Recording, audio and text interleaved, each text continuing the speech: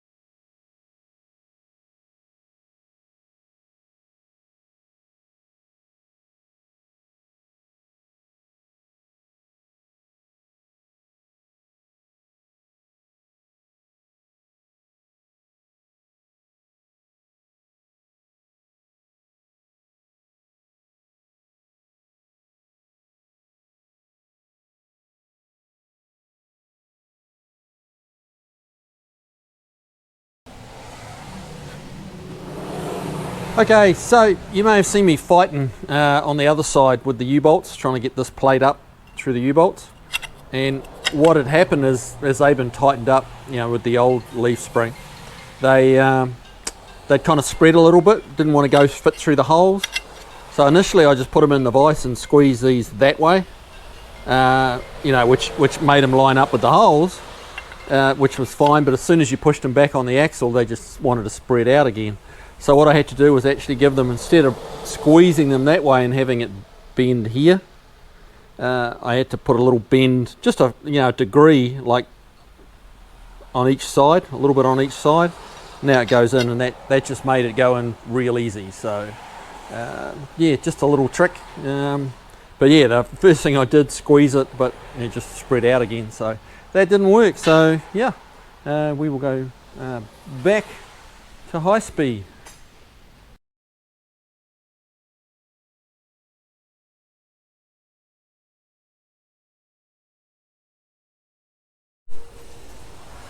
Okay, so we've got the new shocks in, the KYB gas, and we're just dropping it down now. We're going to see. I got a feeling this might ride pretty high. I know it's not supposed to, but it's got a feeling it's going to ride pretty high. So here you are, you're seeing it live. Well, not really live, but you know what I mean.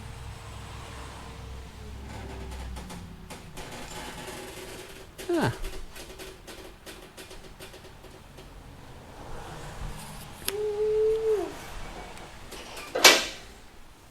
It's definitely higher than it was. Sits like that police car in Like Mad Max. Yeah. Got a bit of a pro stock look happening.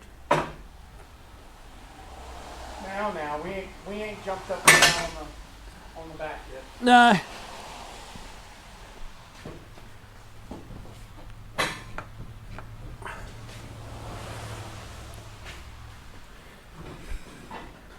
Yeah, that's a little, well, it should settle.